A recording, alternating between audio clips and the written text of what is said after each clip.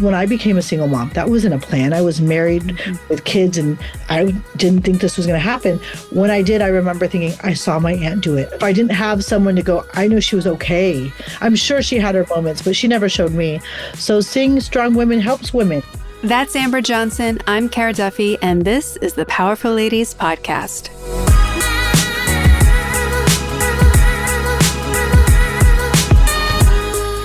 Welcome to the Powerful Ladies Podcast. I'm excited to be here. Let's tell everyone who you are, where you are in the world, and what you're up to. My name's Amber Johnson. I'm the owner of Facial Lounge in Orange County, California. I have 2 locations, working on my 3rd. And right now I'm actually at Sherman Gardens doing my 24th anniversary event. So we are making 500 goodie bags for tonight. And this was so important to me. I told everyone I will take 1 hour to be on this podcast because I think this is amazing. So thank you for having me. Of course. Well, you have such a unique story in building the most successful spa in Orange County on your own, essentially. Yeah. So let's start at the beginning. How did you get into this, and when did you start Facial Lounge?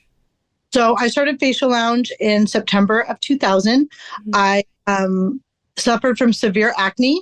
So in the late 90s, I was part of some of the acne studies, which is kind of what launched me into where I'm at today. I worked for Dr. Fulton. He was my dermatologist. He was the famous doctor for acne. There's a book on him called RX. Goes for thousands of dollars on eBay. It's like a big deal. They don't print them anymore. And I own a couple copies. I was a client of his. I was part of some of his acne studies. I found it fascinating. Acne is such an interesting thing. Dr. Fulton passed away, but he would be so geeked out on all the stuff that we're finding out from gut biome health and epigenetic, some really neat stuff about acne. So my passion was acne. And then my father, who's an epigenetics, passion for epigenetics kind of scientist, he owns health clubs and really into anti-aging. So my whole life I got to hear all about anti-aging. My dad's always been into the gut health, and I was always into acne.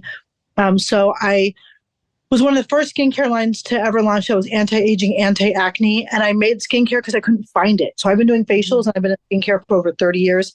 And as I couldn't find things, I would find labs to curate it. And it's kind of how my journey started. And I heard, and you can correct me if this is incorrect, but I heard that all of your products are made in Southern California. They are. A couple of labs we have are in other states, but everything is curated locally. And then I have a few labs that are in other states, but everything's made in America. And all of our, like even our packaging is all BPA free and also stability testing. So I tell people, you have people who make skincare. This is something that's not very talked about. Is I found beautiful packaging. I found a few years ago, I found this beautiful packaging from Italy, and we did stability testing, and the glass had lead, and it got into the products. So a lot of times we could find things. People might make something. You actually have to test it in those packaging. If there's not enough, especially for us, we don't use strong preservatives or anything. There could be mold and bacteria. So you want to make sure we use as much airless as we can because that's the most, it preserves a product without any ingredients. But then it's plastic, so people get mad. So it's all BPA free and the cleanest version of things that we can have. So, it's a full-time job, always trying to make it right, and it will always change. And glass was so important. I still think glass packaging is great, but there are some things that are scary about glass too. So. That's the hardest part, I think. But no matter what area you are working in trying to optimize, you mentioned gut biome. So if it's food, if it's makeup, if it's skincare, there's so much pressure today to make it this unicorn product that is effective and does the results and takes care of your skin and doesn't have these chemicals. And there's so many factors now. And I don't think it's possible to have the unicorn version yet. We're missing technology. We're missing some other things that it'll take decades potentially to figure out how to get to that unicorn version. But so often I feel people are choosing between the all natural, organic, blah, blah, blah version or the one that works. How would you describe where your products fit on that spectrum of giving as much to the customers as you can and still making sure that it is super effective at the same time? That is such a great question because for so long it was medical products worked and natural products didn't. And we are a vegan company. I've never had meat in my life, and this was really exciting for me. And I've been in business a long time, and I used to have the word in there, or natural and organic and all the words, and people would get upset saying, I want things that worked. And I couldn't believe how many people thought that if they were clean, if they were natural, they weren't effective. You'd be surprised how much of the natural products are doing, like I said, the epigenetic studies. And we're realizing it's a different time that natural products really have an amazing ability to help heal your gut. If you eat, I think a lot of skincare reminds me of like the box foods, right? Like, and veggie, like someone could say, but it's carrots. Well, are the carrots from the ground that you picked? Are the carrots from a farmer's market? Are the carrots from use at Costco? Are the carrots a can, right? So a lot of skincare reminds me, they could say all the words, but it could be like a vegetable that doesn't have all the nutrients. So it is really hard. Even me, who's in this world, has a hard time. So I even have those apps where sometimes I'll go, oh, it's clean, but that doesn't mean it's like soup. It's like, was it a canned soup or was it a homemade soup with real, kale and real ingredients that are healthy for our gut? Same with skincare. They could both say kale, but which one, where is it coming from? So it's really hard to know the sourcing, but there are some amazing studies out there, and we know the things that are working. And if someone's using the right one, so like our tea tree is a very specific tea tree for acne and rosacea and redness. It's called Pore Clarifying Cleanser, and it has a very specific tea tree. It's one of our best sellers. But this tea tree is a tea tree that was actually a tea tree that helps. There's lots of different tea trees. It's almost like saying flower, right? That is actually good for redness, acne, but it's not the same tea tree. I used to work for a lot of different essential oil companies. There's such it's a whole different world on where they are sourced. So it's not the same as like Trader Joe's. So someone's like, I used Trader Joe's cleanser and it was drying, it hurts me because I'm like, there's such good products out there. So. Well, even I think people forget that the core components of all of these products, frankincense as an example, or tea tree as an example, they're like wines. The ground they were in, the location, the water they had, like they're a product of agriculture. And it's going to have different components and different chemistries because of how it's taken care of and where and what the year was and et cetera. And I think as we think about products, to your point, as what is kind of their vintage? What kind of a year was it? And we know so much more about some wines that we drink than we do about everything else we put on and in our body. And part of me wishes that I wish that the labeling in the US would have more of that transparency to it so we could know where it is. I don't need the kind where they're like, this chicken was named Bill. I don't need to know that. But like, where's the farm? Can I go visit the farm? Like, where did these carrots come from? Yeah. Like, because there's so many layers that we care about today that it's not just we're privileged in that it's not just are we eating, it's what and how do they take care of their people. And like, there's so many layers to it today. It's so true. And it's hard because with the right marketing, I've even fallen for is amazing. And there's some amazing little companies that you're never going to hear about who are doing it right. There's a line I love out of Deadwood, Oregon that makes probably the best herbs in the world, and they're $12. And no one's she'll never scale. She makes it. So it's like these blue heron herbs. I just love them. They're like very elite and special if you ever want the best herbs. And there's all these little companies. Well, they can't match. Even us, we can't scale with some of our products because when we're out of these ingredients, there's nothing I can do. So hard for me as a business to scale. Like, how do I grow this and keep this amazing thing? And we don't sell in stores. We only sell online and in stores. And sometimes I even have to tell influencers, don't talk about the pork on stock. Really, I know you love it, but let's wait until I get some more in stock because I sell out, which is a really fun problem to have, but it's not fair to my regular clients when we're sold out of it. But, you brought up wine earlier, and I will tell you, I have a funny, cute story. So during COVID, when everything was shut down and I was really scared, I was working on my business, and I just decided, I kind of was like, I'm going to refocus on what my business looks like. I have an amazing, at the time, he wasn't a business partner. He was a consultant, and we became business partners, and it was really amazing. And he's kind of the secret sauce on, he knows I dream big and he understands my passion, but he has an part of it that I don't have. So he was like, what would you want how do you want the phones answered? How do you want people brought back? So we just every day for hours worked on a business plan, finding a new booking system, all the things. And we couldn't get any more products. And I know nothing's changed in our formula. And we're selling, I had a lot of inventory, thank goodness, because I was able to stay afloat with this. And people were still buying skincare, which was so nice and supportive. But I had a lot of calls and emails. Most of my clients had my phone number at this time. Were saying, I'm getting red. My cheeks are red. I'm getting red. What did you do with the formula? And nothing's changed. Mm-hmm. And I couldn't get a hold of people. And I was like kind of freaking out. And it was all my kind of rosacea clients. And I have a cream. Mm-hmm. And all these people are calling for Lex. And I went, something's going on.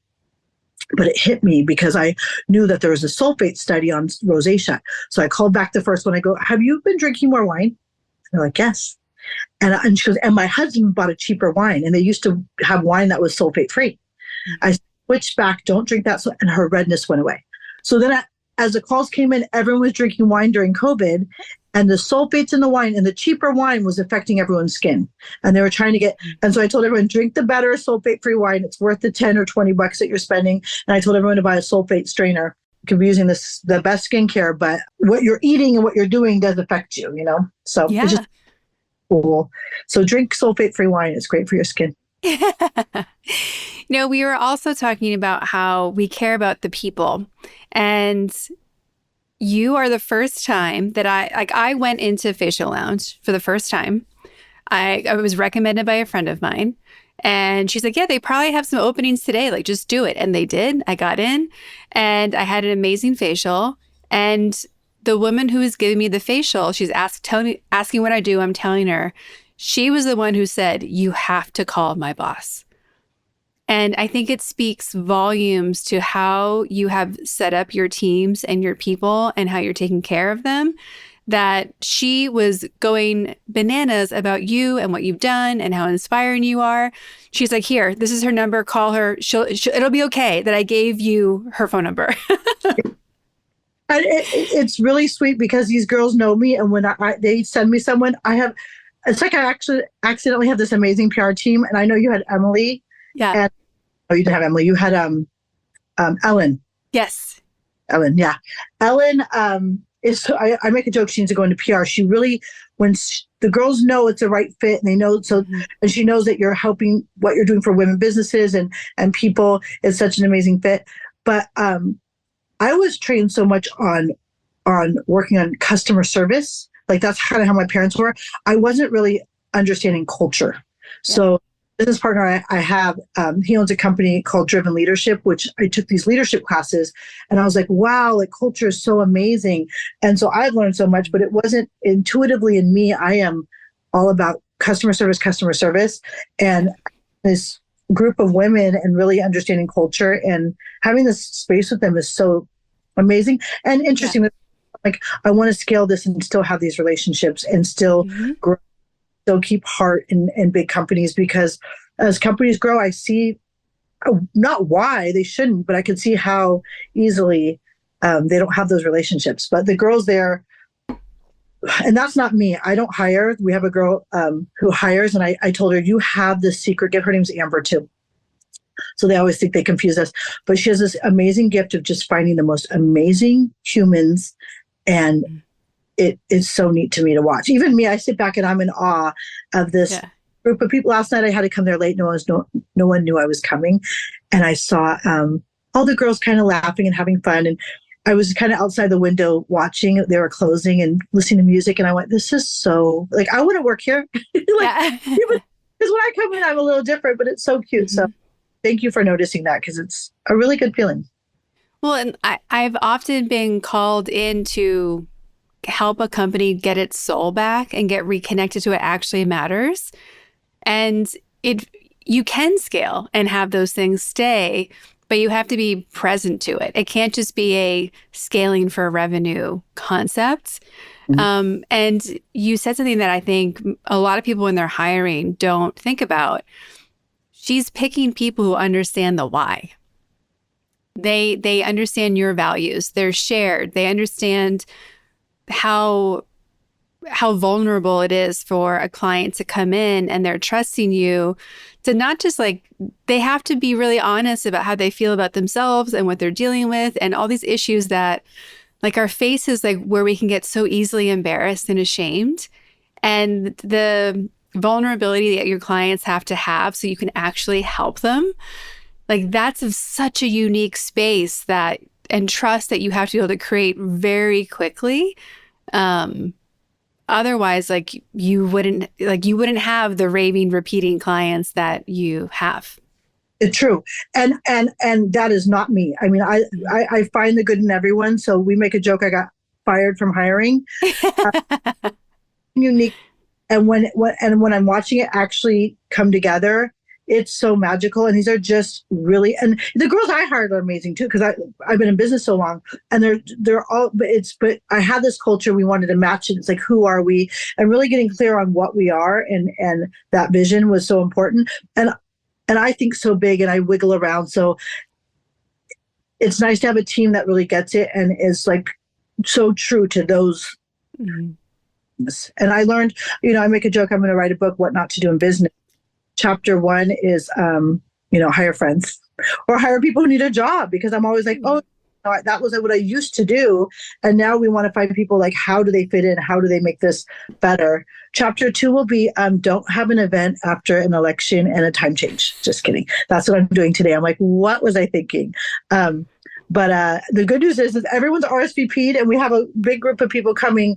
So it's so nice, because I'm like, the elections are a hard time to throw an event and people checked out. So the fact that we have 500 people showing up tonight, whether they're happy or sad, makes me feel so good.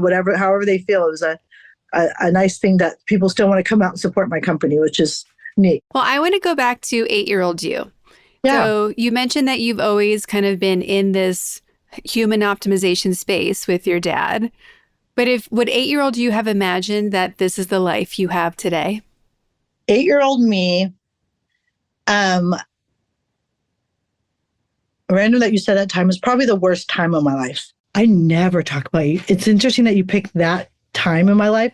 8-year-old me is probably the most painful thing that my kids don't even know about 8-year-old me. I mean, I probably need counseling. But 8-year-old me, my grandfather was my best friend. He was the most amazing, funniest, silliest man in the world. And he loved me more than life itself. And it was my mother's father. And he picked me up from school every day. I mean, I just was so close to him, and he got colon cancer. And I remember the doctor saying, you got colon cancer because you ate too many hot dogs and soda. And I was raised vegetarian. My mom says she's sure he snuck me hot dogs. And I also was, my family was pretty healthy. My mom and dad were health conscious, and I never drank soda again. And I never really I was raised vegetarian, but I thought, like, I will never eat meat. I never want to see what my grandfather went through. But watching my mom have to take over her father's business and just getting so checked out that we had an upholstery. My grandfather had upholstery businesses, and my father had health clubs. So just both my parents running around, I was abandoned. I remember after that time, I made my own lunches. I walked myself to school. I was very young, and I was very on my own. So, but it's probably what made me stronger. I mean, I didn't have anyone there. My mom was so busy, just so busy. And my dad owned health clubs. He had to be there at 5 a.m, and he worked till late at night. So it was a hard time. And I didn't have a lot of friends. I didn't know how to, I remember we had to move after my grandfather died. And Mom goes, you can kind of reinvent yourself. Mm-hmm. I was kind of an ADD, talkative, annoyed everyone kid. And she goes, this school, you can be different. No one knows you. You can. And I kind of gave myself, I mean, it didn't last long, but I did give myself this little, my mom kind of helped me with my confidence. And I'm going to go to this new school and be a little cooler. And I made friends that I was with dinner with one of them last night from that time. I actually found a card that I wrote that friend. Her name's Christina. And I wrote, will you be my friend? Yes, no, maybe. And she checked maybe. And I saved it because I was so excited she said that. And I text her the picture and she goes, I'm still deciding. Yeah. Well, that's a great transition to asking you, how have other powerful women in your life inspired you and guided you along your journey? Well, my mother was a very powerful woman. My mother owned well, not owned. She was a producer of The Funniest Housewives. She was a comedian. She worked for Joan Rivers. And they're honoring my mom tomorrow night at the Improv in Brea, if you'd like to come. The Brea, Amazing. yeah, they're doing a documentary on my mom. But she was all about women comics and how to support women comics for the last 35 years when women comedy was not supported. It still isn't. But seeing my mom struggle and really try to have a name for herself and having a hard time booking shows and her friends, she started producing a show. And a lot of her comics to this day that she worked with, Rita Rutner and Vicky Barbalak. She was a finalist on America's Got Talent, and a million other amazing comedians. Really helped me with confidence because I saw my mom up against something that was a hard place to be. And my mom, no matter what happened, she found the best. It could be the worst situation. And she goes, well, at least it got written in the paper. Or, she got a no. And she's like, at least, Jay Leno met me. I mean, whatever thing was happening that she did that never, I mean, she ended up on Oprah. She did get on Jay Leno. But there was all these Hollywoods, you get all these like hopes and dreams that don't come. And even when it didn't work, she go, how neat that I was even picked for that opportunity. She just found like the half full. And that really rubbed off on me. I just know. And my aunt, who was a single mom, and she's a comedian. She's producing the show tomorrow, and she writes books and she does all these things. And as when I became a single mom, that wasn't a plan. I was married with kids, and I didn't think this was going to happen. When I did, I remember thinking, I saw my aunt do it. I was her babysitter. If I didn't have someone to go, I know she was okay. I'm sure she had her moments, but she never showed me. So seeing strong women helps women. I mean, or we have girls coming in. I have to have young girls. I mean, their confidence and they're beautiful. And I'm like, and it's their self-talk. And it's their mom's self-talk sometimes too. I say, you got to be careful what you say because my mom's self-talk was very high. My mom felt very good about herself. And I'm glad because that rubbed off on me. So I try to tell as many people the best relationship you have is with yourself. The most important person you can have a conversation with is yourself. And I sometimes, as a single mom, have to get in the mirror. There's a really fun song that was going viral years ago when my kids were little, and it's a girl driving and her kids are crying, and she goes, bitch, you're doing a good job, bitch, driving, bitch, and then it would be another situation, and she's cleaning, cooking, and everything's falling apart. She goes, bitch, you're doing a good job. I was like, I'm stealing this. And I'm like, bitch, you're doing good. And I would sometimes get right in the mirror and go, you got this. I heard giving high fives were good during COVID when there's no touch. I gave myself a high five in the mirror. You got this. I wake up and just had to do it because if no one's going to fill you up, and a lot of people expect other people to fill us up. You don't have anyone. My whole family's in heaven. I'm divorced. I don't have anyone to fill me up. I had people, so I know how it feels, but I had to learn how to fill myself up. And some days I'm not good. And when I'm not good, I can go, okay, behind my pity pot, stay here for a second, and then get up and give yourself a high five. So. How do you define a powerful lady? Ooh. Confidence. And to me, a powerful person is making sure everyone in the room is good.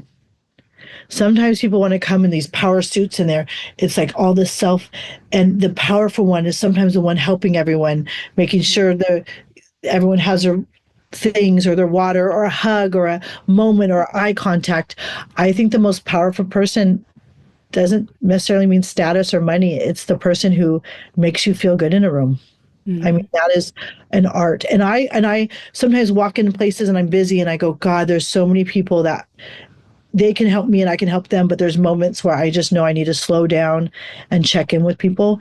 And, or I need it. If there's that person who just checks in with me and I'm like, thank you for I don't get asked, how am I very often? Same. People don't think I don't. So sometimes I go, people are hard.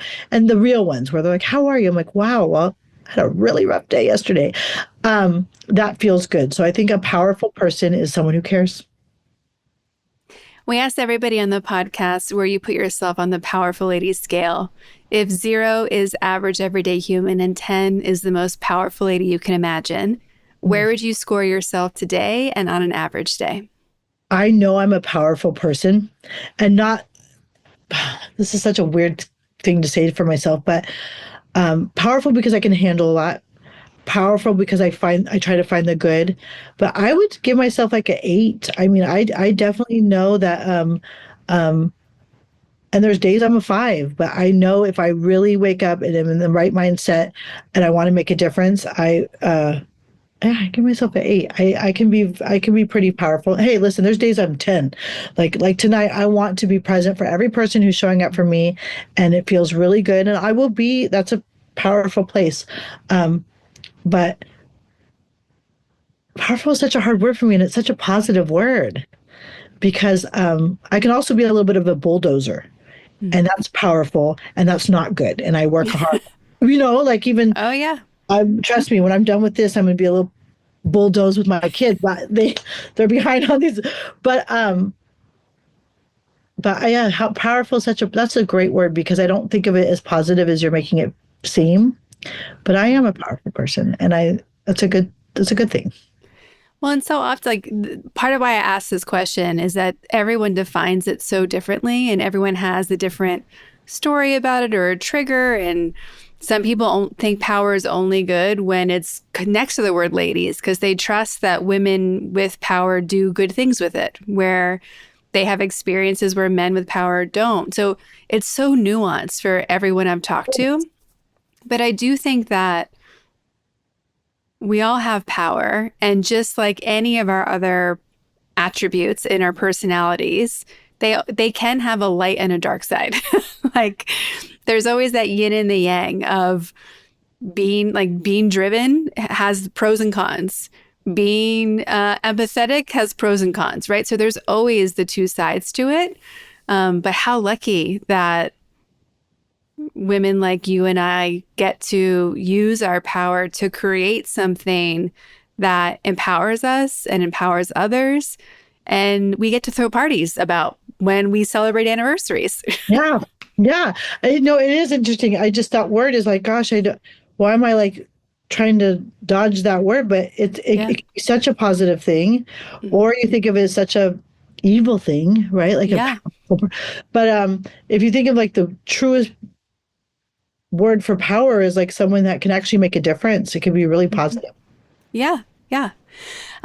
You have had, like all other entrepreneurs, the roller coaster of what it means to have your own business and to not just make a product or a service. You're jumped in and have done both.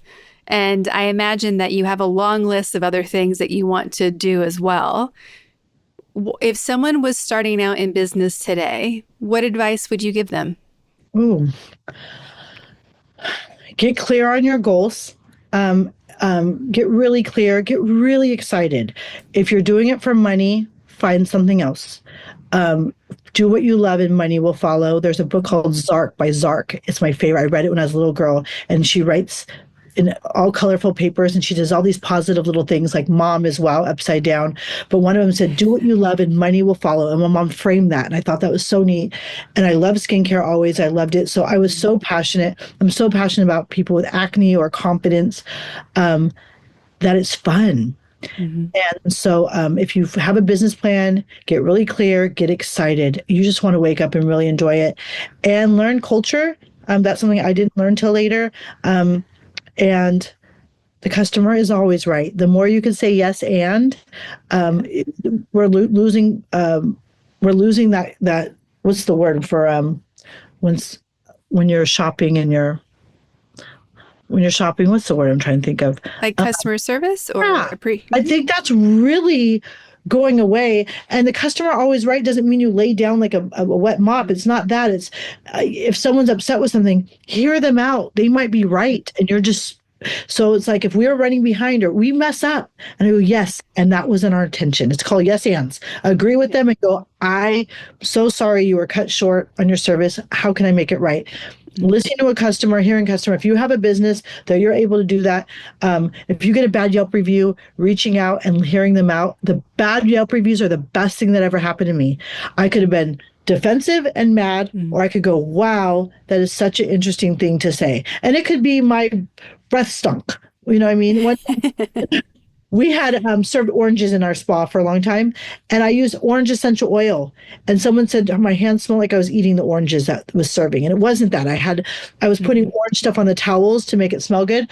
But that Yelp review hurt my feelings. But I was like, I wasn't eating oranges. My hands smell like oranges because I thought it smelled good. But she thought I ate an orange and then did her facial, and that grossed her out. And I went, we're not going to serve oranges. I didn't understand these little silly things. So sometimes your worst Yelp review is the best thing to fix your business if you listen to it. So always be open to feedback. Know you're not going to do it right.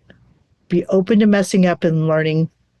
And finding leadership classes are so important. So I get excited when people want to start a business. They think big, but it's like get into your heart to make sure that you want to follow that. So I couldn't agree more. That's part of my coaching practice.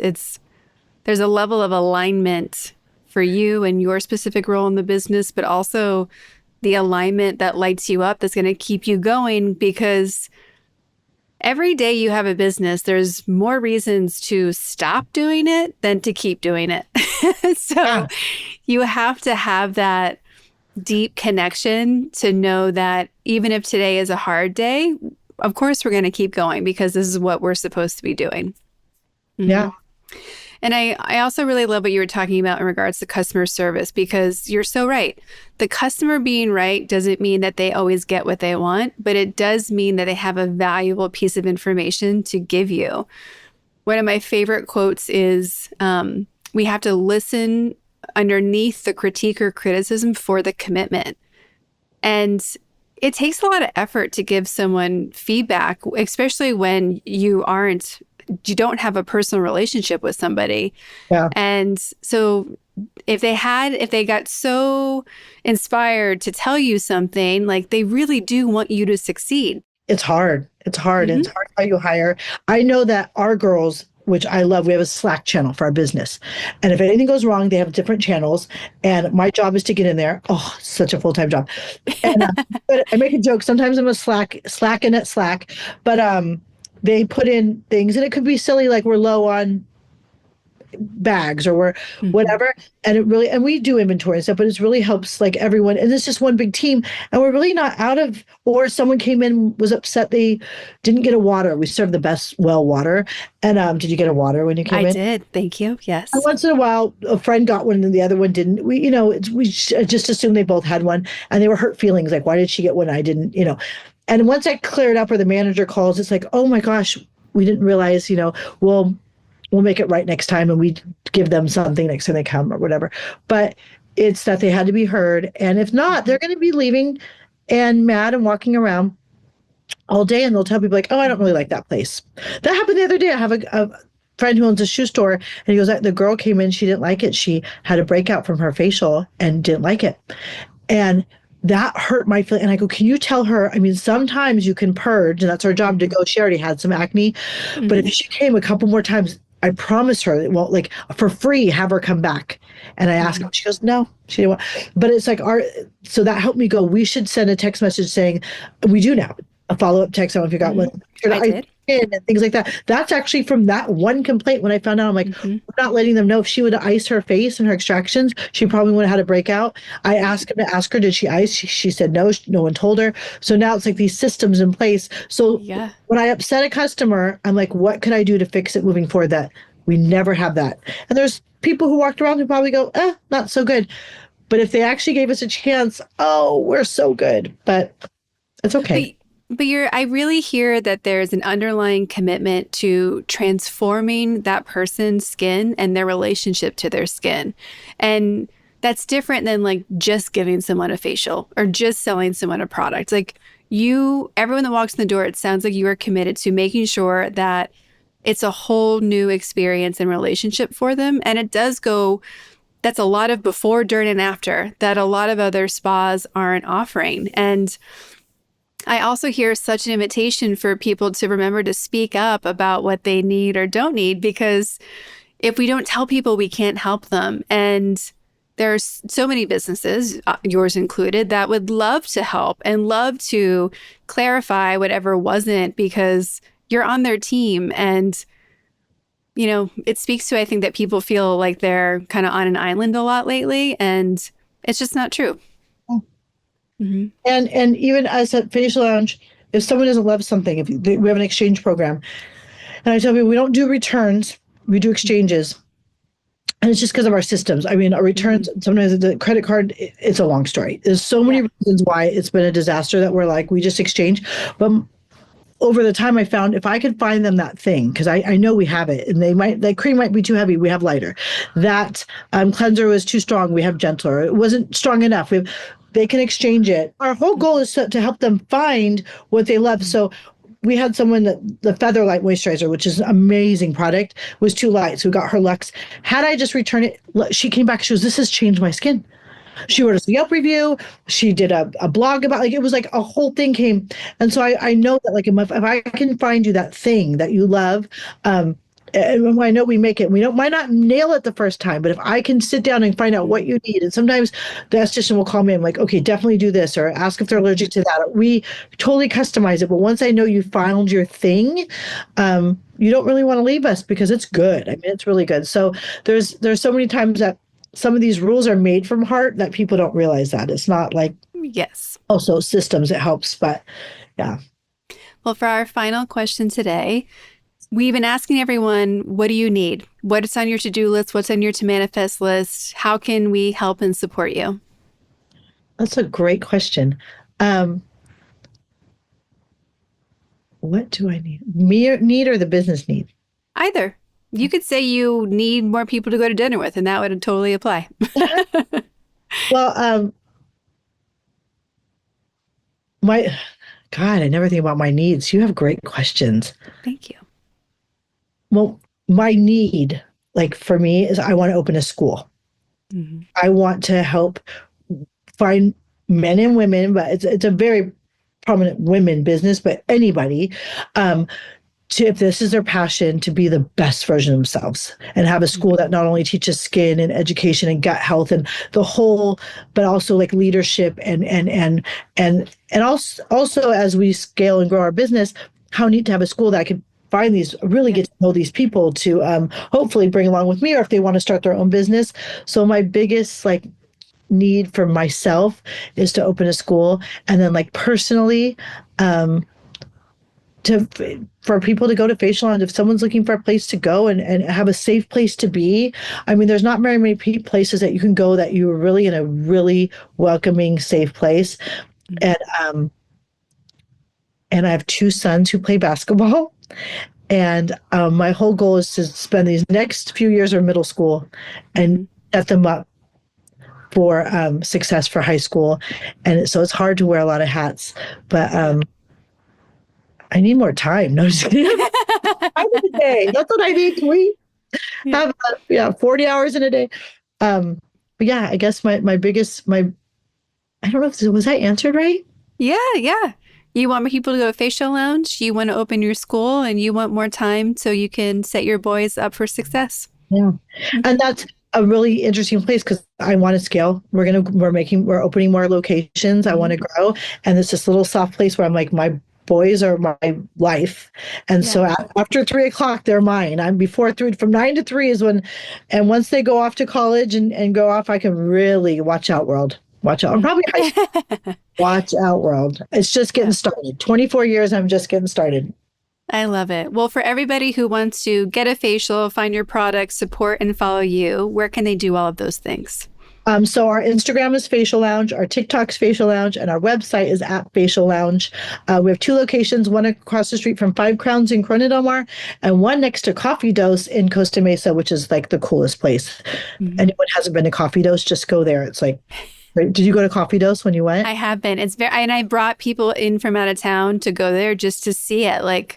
It's such a visually merchandised spectacular. It's amazing. And not one more thing, Verde is opening above us this week, and a speakeasy bar that they own, and that's Farmhouse at Rogers Gardens. They own that. So they're opening tomorrow above us.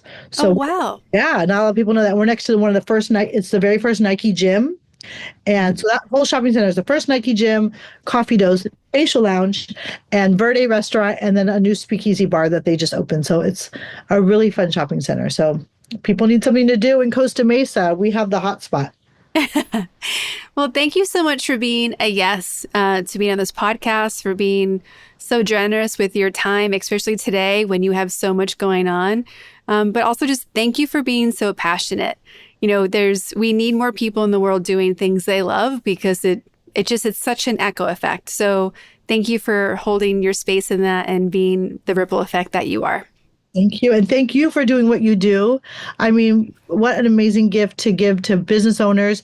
And if there's any women or men, anybody who needs help in this world, in this industry that they need from makeup to skincare, I'm one text away. I would love to help support or whatever you need from me, because there's so many faces. I make a joke, I can only handle so many. I want to have people out there, especially if they love doing this or any type of business. I'm here for you too, because I think you're doing an amazing job, and I appreciate you for doing this. So thank you for having me.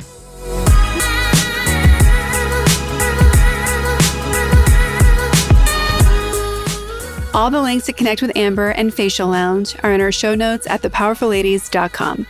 Please subscribe to this podcast wherever you're listening and share it with a friend. Join us on Instagram at PowerfulLadies, and you can connect directly with me at karaduffy.com. I'll be back next week with a brand new episode. Until then, I hope you're taking on being powerful in your life. Go be awesome and up to something you love.